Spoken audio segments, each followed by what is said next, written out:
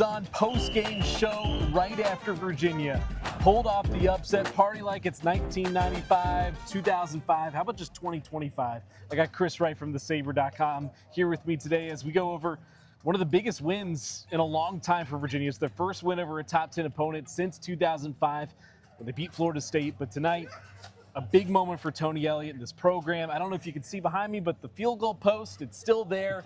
They tried their hardest, but that thing wasn't coming down. Like, people are dancing all over it. Kris, you've been around this university, these programs for a long time. How does a night like this compare? Yeah, this is the best one in a while, right? Like, the 2019 Florida State game had some electricity to it, but they weren't, top 10 in the country or anything like that. You don't get top 10 teams here very often, right? The last one was 2021. The last ACC one was 2016. So you don't even get the opportunity very often. And then to pull it off, like you said, 2005 was the last one. Florida State may petition to not come here on 5 at this point because it seems like that's kind of like been an issue for them. They just can't. They avoided it in 2015, but got them back in 2025. It's crazy, and we were talking about this beforehand. We thought this would be a very competitive game. Neither of us were bold enough to go out and just make the prediction because we had some faith that this Virginia team and what they've done this year under Tony Elliott and kind of the players they brought in through the portal and everything, it felt very different, kind of from game one against Coastal Carolina.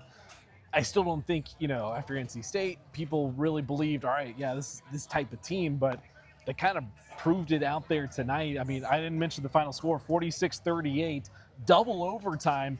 I mean, I think for my money, and I'm going back through some of the games, especially in 2019, but as far as like a good college football game, this is one of the best I've seen here at Scott Stadium. Yeah, this was a great game. Like, offenses made some plays, defenses made some plays. There were multiple turnovers on both sides. You get both guys make a clutch field goal in the first overtime. And then, obviously a 2-point conversion that Terrell Harris caught. There was just a lot of really big plays made throughout. Jason Pavard with that first interception was crazy. That's one of the best defensive plays I've seen. Yeah, that was really good. So there were just a lot of plays being made. The contact, one reason I like being down on the field and taking pictures is what you hear and feel. Like, these two teams were hitting. They were really like laying it to each other and laying it on the line. So in just terms of just college football at its finest on a Friday night, right, instead of a Saturday night. But it was really a really exciting and entertaining game, I thought. And obviously we feel better because Virginia won, right? But I think it would have felt as a great game either way. Yeah, no, absolutely. Let's get to some of the moments here because, there was just a lot to pick from in this game. Virginia starts off with a 14-0 lead, and then, before you can even blink, Florida State has closed the gap in 7 minutes. A couple Chandler Morris interceptions there that he told us that he would like to have back after the game, especially those first 2 interceptions there. The first one, he's kind of pointing at his guy to get down the field and kind of make a play on a scramble drill. That one gets picked off. Then you have the one that he threw, highly contested Jamal Edgerrin, who, credit to Edgerrin, he almost made the play, but really contested ball there. But Chandler Morris kind of keeps bouncing back in this one. And I thought the biggest series of the game almost was the last series of the first half. They throw that ball to Terrell Harris. He gets runs for 23 yards, whatever, after the catch. And then Jamari Taylor, you talk about pops, like he got hit in the hole. I thought he was down. Next thing I know, he squirts out. He's got a touchdown, and it's a tie game going in the half. Yeah, it's amazing to me that he was at North Carolina Central and virtually unknown, to the country. Yeah. The way he plays, he runs so hard. Not just tonight. I'm talking about all season. He comes into the hole, and he'll lay it with you. Like, he'll lay it on the line, and that particular play, he bounces off and turns it into a touchdown. But you talked about Chandler Morris a little bit too. Like, he had several rushing touchdowns as well where he said that's a read he can make. He's a competitor. He wants to make those plays. So he made a couple plays there. He had one called back on a holding play. Next play, drops that kind of teardrop wheel route into Xavier Brown. So there are all kinds of plays like that. But what I like the most about Chandler Morris was he just went, I'm a gunslinger. Yeah. There's some good and there's some bad with that. He just owns it, and he goes, I can just move on from it. And if you're going to be a gunslinger, you got to be able to move on from it. And he showed that resilience throughout this game. Well, you talk about the gunslinger part of it. Earlier this week, John Freeman made the comparison that he's kind of like Baker Mayfield out there. And it's a spot-on comparison. I think people forget because we see the Baker Mayfield that's a little more polished in the NFL now. Forget the Oklahoma Baker that, threw the ball all over the place, and you would have some plays like that. That's kind of what you saw from Chandler Morris tonight. But in the end, there's more good plays than bad plays to write about, and he made the plays in the end. I want to talk, though, because you mentioned Jamari Taylor all week. The big concern is the offensive line. Brady Wilson's out. He was in a boot tonight. Drake Metcalf moves to center. Kevin Wigginton comes in at right guard. Are they going to be able to run on this Florida State team? That was the big question I got all week. And I think it was an emphatic yes. They were able to move the ball. And the drive that sticks in my head the most is that second half drive. Chandler Morris hurts his hand, bangs his hand on a helmet. He's not really able to throw the rest of the drive. So you know what they do? 10 straight rushing plays. They go 74 yards down the field and score a touchdown on a Chandler Morris keeper there. I mean, that is just inflicting your will on another team. Tony Elliott, how long has Tony Elliott talked about wanting to run the football? They can run the football on pretty much anyone this year. Right. He's always said the ability to run the football when you want to run it, not just the ability to run it in general. And they decided they wanted to run it on a drive. And I think Florida State realized that what was happening maybe halfway through that drive. They looked gassed. And they still couldn't do anything about it. So that says a lot about the offensive line. It says a lot about multiple guys that got carries on that drive. Xavier Brown had a big smile about it in the postgame. He's like, yeah, that's that offensive line stepping up and coming through.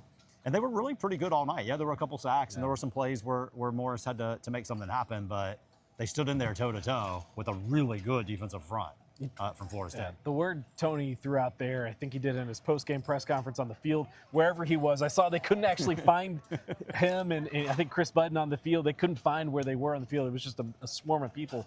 But belief is the word that he kept mentioning. He mentioned it here, he mentioned it in the locker room, mentioned it to us in the post-game press conference. And nothing shows belief more than those two gutsy 4th and 1 calls on that last drive there to take the go-ahead touchdown there. I mean, that's believing in your team. You're at midfield. You don't get that, Florida State's going the other way. Yeah, and their kicker's very good. So they only need to 10 or 15 yards if you turn it over on downs there to essentially win the game. And there was no hesitancy at all. It didn't look like there was a debate. It didn't look like there was thought of it. It was just like, hey, this is what we're doing. Yeah. And then obviously Cam Ross kind of comes across and makes the big catch on that play. And his play tonight will get overshadowed a little bit, but he had several kind of clutch catches at different times throughout the game. And we've talked all summer long, all off season long about what they did in the portal and the investment in the program, and would that show up in the depth? Sure. And you see that with the offensive line, you see that with the receivers, you're seeing that with the defensive backs, you're seeing it really across the board. Defensive line and double overtime, they were really all in the backfield. Rickert was back there, Hammond got back there once. So the depth is definitely there, and they're going to need it because there's multiple games still to go, and they'll be banged up a little bit after this one, I'm sure, because like I said, this is a physical football game. I know a lot of people will say what they will about Tommy Castellanos. I mean, still, he's improved since he was at Boston College. I think that much was clear tonight. But this Virginia team kind of seemed to have an answer for him, especially down the stretch. They were getting a lot of pressure on him, especially on that last drive where they eventually tied the game up. He made a great play to tie the game up, getting the ball to Randy Pitton in the corner of the end zone there. But I thought, especially in overtime, they had him running, they had him second guessing, and that's what we saw. What they did to Castellanos last year against Boston College, that end of the game, he was second guessing himself and he was taking off and he wasn't really reading the defense. And that's kind of what we saw manifest itself tonight. Going to overtime real quick. I mean, it had to be overtime, right? Tony Elliott had not won an overtime game here at Virginia. He had been in 2 before this, both against Miami. I mean, I don't know if anyone remembers the quadruple overtime thriller. Yeah, a lot more points in this overtime game. A lot more points. Oh my gosh, that was one of the most brutal games I've covered. To go from that, then they had an overtime game in 23 at Miami. But then, to get here today, Chandler Morris keeps the ball, gets around to the edge there. Phenomenal play by him. That's kind of the gutsy plays that we're talking about. And then they didn't realize, I don't think, that they had to go for 2 in that situation. We didn't get to ask Tony about it. Betridge was out there for a minute. They've sent the field goal unit out there to kick the extra point. They didn't realize it.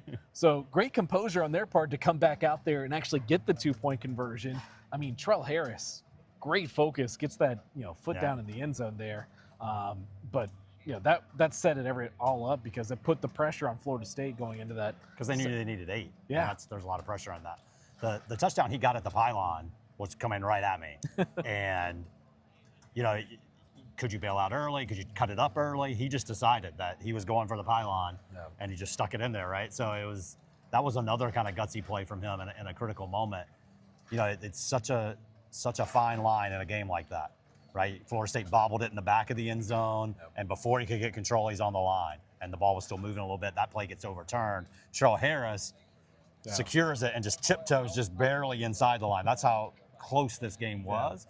And, you know, to come out on the winning end is impressive every time, regardless. But also, Tony Elliott has kind of beaten Florida State a bunch of times. Previously as an offensive coordinator, so he kind of kept his record going there as having a lot of success against that particular program. Yeah, it was that you mentioned the bobble there with Deuce Robinson. I mean, let's just give him credit. Deuce Robinson was incredible. That Florida State realized very early on, they can't stop this guy. He's 6'6", 218 pounds or whatever. They could not stop him all game. But the bobble there, did you have a good angle on that? Because I thought pretty clearly on the broadcast, he didn't have that ball until he was 3 feet out of bounds.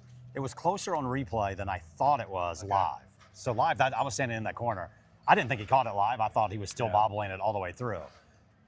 And the ball was still moving. It was the right overturn, but it was more secure than I thought. I didn't think he ever had it at all. Yeah. And he definitely eventually got it, but he was out of bounds. So, listen, he's a great football player. He had a really good game watching him play tonight. So, the other thing that I thought, and I was curious what it looked like to you upstairs, was early on Florida State, particularly in the first half, scoring touchdowns on runs up the middle.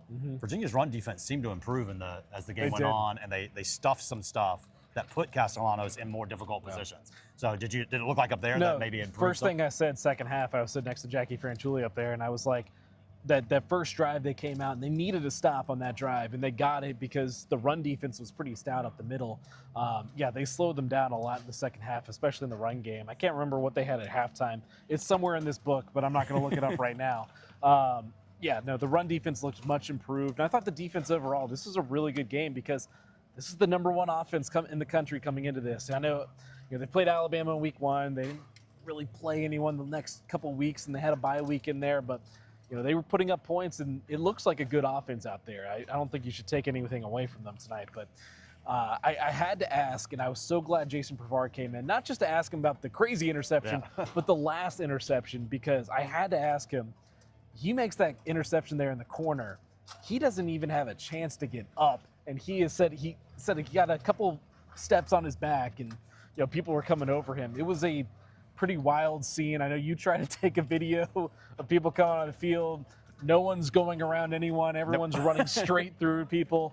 It was pretty aggressive and rough down there. So hopefully there's no serious injuries like Coach Elliott said afterwards. So, but the scene is in a way understandable if you think about what this program's been through and how long fans have waited for that type of moment. So, concerns, but also it was kind of fun. It was also kind of fun, so I get it. Yeah. First field storm since the Tech game in 2019. I lost a microphone that day. I'm glad I didn't lose anything yet today, but they'll get fined for it with the new ACC $50K rule. So that somebody's writing a check. I'm sure someone brought cash down to hand to Jim Phillips, who was here. He was like, "Here, take this check home with you. We're good. We all good here." But I mean, just to sum everything up here, I mean, ask a bunch of players in there, what does a win like this mean for this program? And there's a lot of celebration and stuff, but there's a lot of looking forward, because I mean, what was Coach Elliott saying, this puts us in the driver's seat, and that's what we're looking for. They're not, it doesn't seem like they're satisfied tonight, and even talking to players, that seemed to be the case. Yeah, the proof will be in the pudding, right? What the week looked like, what he says on Tuesday, and then what they look like at Louisville. But they said all the right things. Yeah. And listen, as great as this win is, it doesn't mean a whole lot if you don't follow it up. Yeah. That doesn't necessarily mean winning at Louisville. They could probably lose that and still have a really great season. Yeah. But in terms of the rest of the year, if they let this linger for not just Louisville, but for a while, then it puts you in a bad spot. So that's just my coach's brain automatically kicking in. So, and Coach Elliott was in that mode already. He was like, well, it means we play another ACC game next week, which is exactly the way to handle it. Louisville's a good football team, and now you're the one on the road. Yeah. Right? And the last time you're on the road, obviously it goes so well. Defending Scott Stadium, right? They'd only won 2 games per year at home under Coach Elliott. Now they've won 4 at home already. Yeah. So they've improved that part. Now they got to go try to deliver on the road.